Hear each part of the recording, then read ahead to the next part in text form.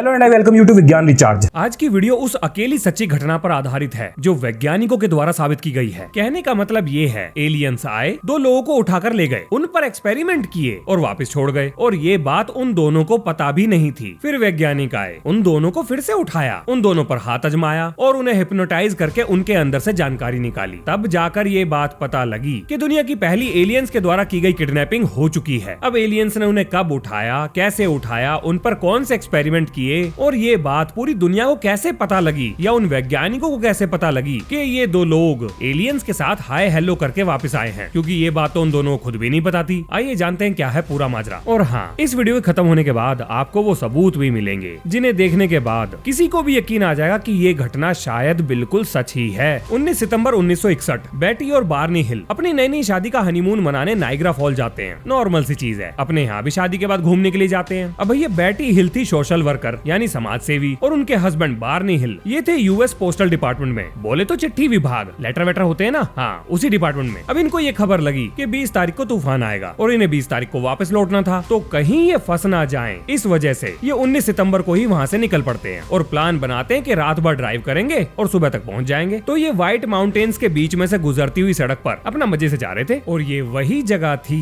जहाँ से ये दोनों उठाए गए थे एलियंस के द्वारा। बेटी हिल गाड़ी से बाहर झांकती है, उन्हें एक चमकदार रोशनी दिखाई देती है, जैसे कोई गोल चमकदार चीज आकाश में उड़ रही है। अब ये दोनों जाते हैं रुक और देते हैं उस चीज को अच्छा सा लुक। यही थी इनकी सबसे बड़ी गलती। थोड़ी देर के लिए दोनों को लगता है कि ये कोई सैटेलाइट है, लेकिन ये चीज सैटेलाइट की तरह तो व्यवहार नहीं कर रही थी। अब ये चमकदार चीज एक गोल चक्कर लगा के इनकी तरफ बढ़ने लगती है, जिसे देखकर दोनों घबरा जाते हैं और तुरंत अपनी गाड़ी में बैठकर वहाँ से भागने की कोशिश करते हैं। अब ये ताबड़तोड़ रफ्तार पे अपनी कार को लेकर निकलते हैं, लेकिन वो चीज इनका पीछा करती है और बिल्कुल इनकी कार की छत के ऊपर मंडराने लगती है। तभी उन्हें अपनी गाड़ी में अजीब से वाइब्रेशन महसूस होने लगते हैं, जो कि धीरे धीरे बढ़ रहा था। फिर एकदम सब कुछ बंद, सब शांत, और अब उन्हें दोबारा वाइब्रेशन सुनाई देने लगते हैं। फिर वो बंद हो जाते हैं और तभी बेटी और बार्नी हिल को पता लगता है कि जिसे ये 4-5 सेकंड का समय मान रहे थे, यानी वाइब्रेशन के दौरान का समय, इस दौरान उन्होंने 35 मील की जर्नी पूरी कर ली थी और 2 घंटे बीत गए थे। यानी उनके जीवन के 2 घंटे कहाँ गए ये उन्हें पता ही नहीं था। उनके लिए तो बस वाइब्रेशन हुए और खत्म हो गए और वो 35 मील आगे आ गए। अब बेटी हिल अपने हस्बैंड से कहती है, अब तो तुम्हें यकीन आ गया ना कि एलियंस होते हैं। बार्नी हिल कहता है, नहीं बिल्कुल भी नहीं, हमने कौन सा एलियन देखे हैं। मतलब इन दोनों को बिल्कुल भी नहीं पता होता कि इनके साथ हुआ क्या है। लेकिन इसके बाद जो घटनाएं घटती हैं, उन घटनाओं से जाकर पता लगता है कि आखिर इनके साथ हुआ क्या था। अब भैया सूर्य उदय के समय पर ये अपने घर पहुंच जाते हैं। अब क्योंकि इतनी लंबी ड्राइव की वजह से थके हुए होते हैं और अजीब घटनाओं की वजह से डरे हुए भी होते हैं, तो आराम करने के बारे में सोचते हैं। तो बेटी हिल जब अपनी ड्रेस चेंज करती है तो वो पाती है कि उनकी ड्रेस फटी हुई है, कई जगह से फटी हुई है, पर उन्हें ये पता ही नहीं था कि आखिर ये फटी कैसे, क्योंकि उन्होंने इस ट्रिप के लिए बिल्कुल नई ड्रेस खरीदी थी जो इस समय बुरी हालत में थी। खैर उन्होंने अपनी ड्रेस को पैक शैक करके रख दिया, क्योंकि वो पहनने की स्थिति में तो थी नहीं। दोनों हस्बैंड वाइफ बड़े परेशान थे, क्योंकि उन्हें ऐसा लग रहा था कि कुछ तो हुआ है, लेकिन याद कुछ नहीं था। भैया मैडम थी बड़ी परेशान। उन्होंने हिलाए अपने हस्बैंड के कान और कहा, मुझे सच जानना है। हस्बैंड कहता है, ज्यादा दिमाग न चलाओ, क्योंकि अगर तुमने इस चीज का जिक्र किसी से किया तो एक बात तय है कि इसका परिणाम अच्छा तो नहीं निकलने वाला, तो इसलिए शांत हो जाओ, आराम फरमाओ और भूल जाओ। अब आपको क्या लगता है क्या हुआ होगा? होना क्या है, महिलाओं का नेचर पूरी दुनिया में एक जैसा है। मैडम के पेट में ना पची बात, उन्होंने उगल दिए सारे राज, मेरा मतलब उतने राज जितने उन्हें पता थे। अब मैडम ने अपने रिश्तेदारों में घुमाया फोन, और कारण तो आप जानते ही हो, महिलाएं नहीं रह सकती मौन। देखिए अगर कोई महिला इस वीडियो को देख रही है तो वो याद रखे मैं जर्नल परसेप्शन की बात कर रहा हूँ, आपको टारगेट नहीं कर रहा हूँ। लेकिन फिर भी आपको यही बात पकड़नी है तो देखिए मैं तो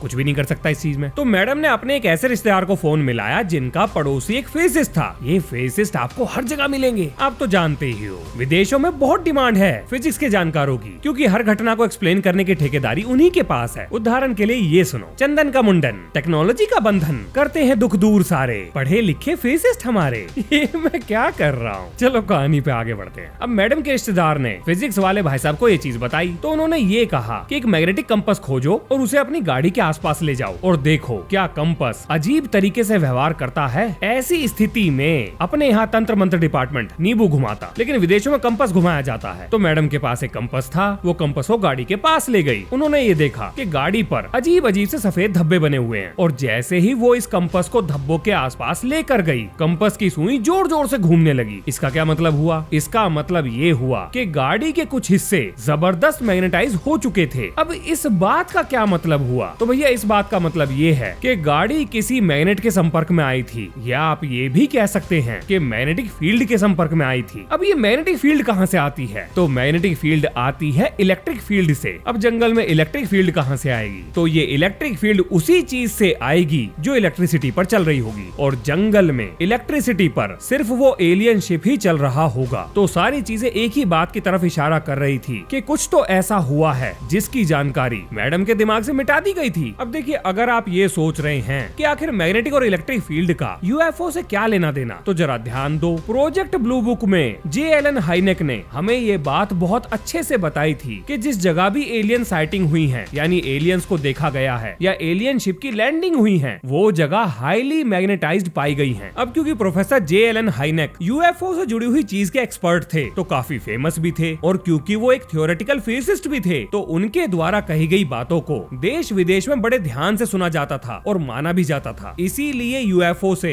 मैग्नेटिक फील्ड और मैग्नेटिक कंपास दोनों जुड़ गए। अब जैसे ही ये जानकारी मैडम अपने रिश्तेदार को और रिश्तेदार फिजिसिस्ट को देती है कि कंपास अजीब तरीके से व्यवहार कर रहा है, तुरंत अपने मिस्टर फिजिसिस्ट ने उन्हें ये जानकारी अपने नजदीकी एयरफोर्स बेस पर देने के लिए कहा, जो कि बैटी हिल के केस में था पीस एयरफोर्स बेस, क्योंकि ज्यादातर एलियन से जुड़ी हुई चीजों को कंट्रोल करने का काम एयरफोर्स ही कर रही थी। और जिन्होंने प्रोजेक्ट ब्लू बुक देखा है उन्हें ये बात पता होगी। अब एयरफोर्स के ऑफिसर उनके घर आते हैं, पूरी जानकारी उनसे लेते हैं और बहुत तरीके से इस केस को डील करते हैं। एयरफोर्स बहुत इंटरेस्टेड थी, लेकिन क्यों? ज्यादातर तो सरकार चीजों को दबाने का काम करती है, ऐसी जानकारी को छुपाने का काम करती है, लेकिन ये केस उनके लिए खास था। कोई तो कारण था, अभी बताता हूँ। तो देखिए, उसका कारण था ये कि जिस दिन जिस समय पर बैटी और बार्नी हिल ने यूएफओ को देखा था, ठीक उसी दिन उसी समय पर एक रेडियो कंट्रोल टावर, एयरफोर्स के रेडियो कंट्रोल टावर ने रेडार पर एक अनआइडेंटिफाइड फ्लाइंग ऑब्जेक्ट को उसी जगह पर, जिस जगह पर बैटी और बार्नी हिल ने उसे बताया था, अपने रेडार पर डिटेक्ट किया था। इसी कारण की वजह से एयरफोर्स इतनी ज्यादा इंटरेस्टेड थी। अब इसी बीच बैटी और बार्नी हिल को मेजर डोनाल्ड एडवर्ड कीहो के बारे में पता लगता है, जो उस समय के टॉप यूएफओ रिसर्चर थे, जिन्होंने नाईकैप की शुरुआत की। अब ये नाईकैप क्या है? तो जी ये नाईकैप है national investigation committee on aerial phenomena, यानी यूएफओ से जुड़ी हुई घटनाओं पर रिसर्च करने वाली एक कमेटी, जिसमें top scientist, researcher, physicist, doctors, psychologist, psychiatrist, engineers और भी न जाने कौन कौन शामिल थे। अब देखिए, प्रोजेक्ट ब्लू बुक था एक गवर्नमेंट प्रोजेक्ट, जिसके अंडर गवर्नमेंट के scientist,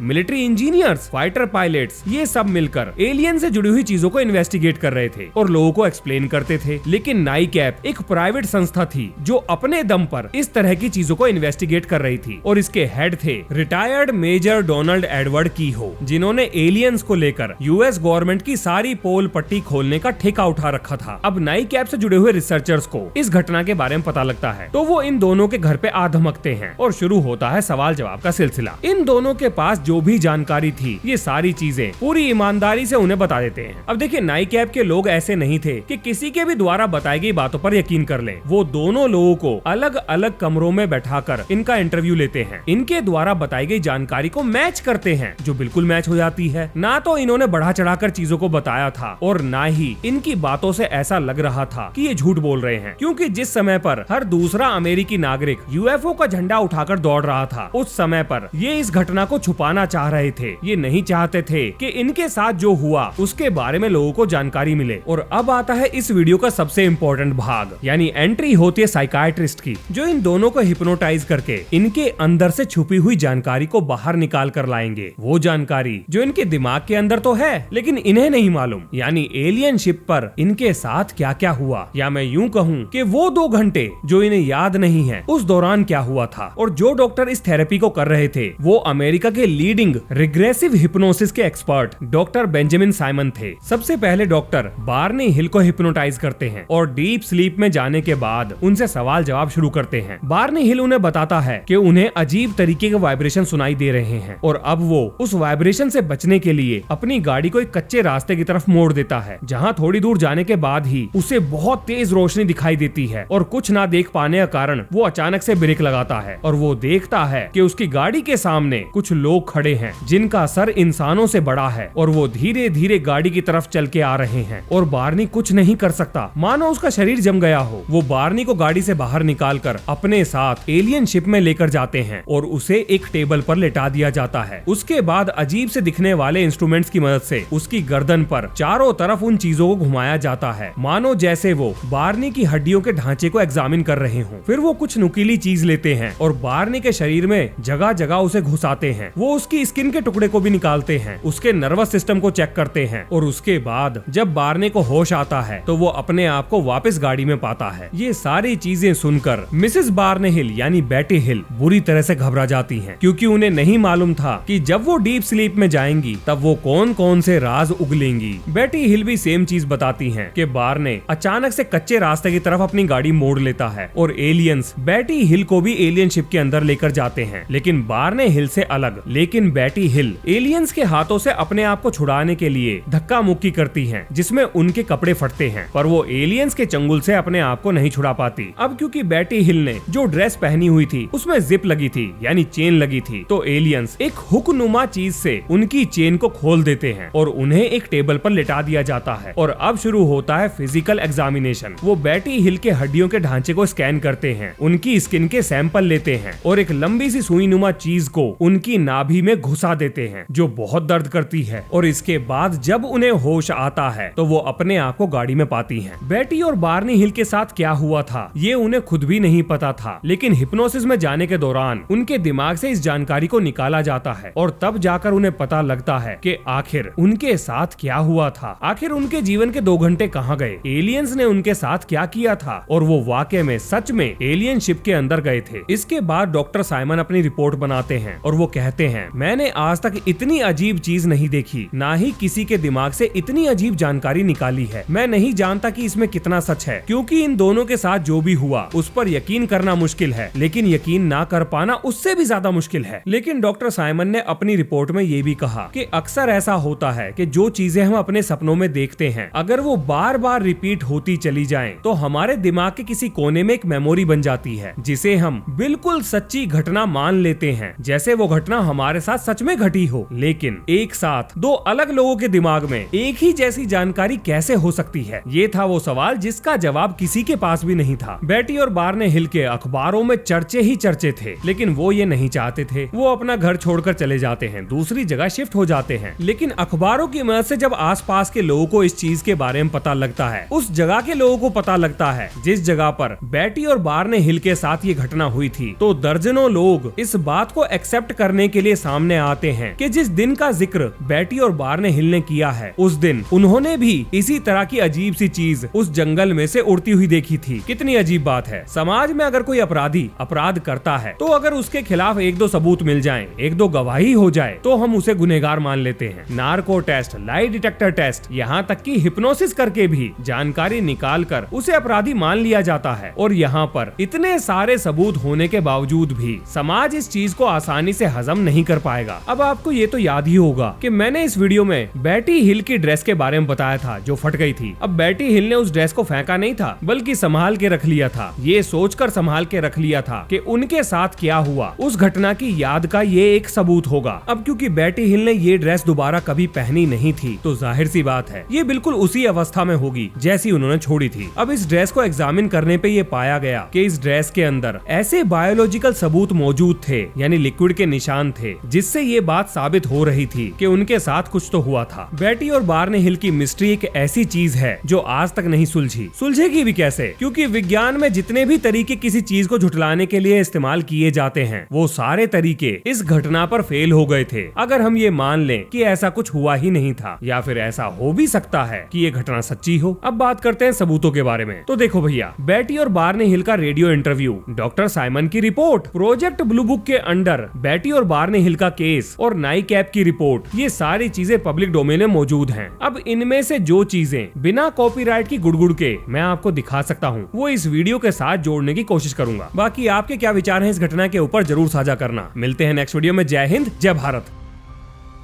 Major Kehoe, as an authority on flying saucers, do you yourself believe that they exist?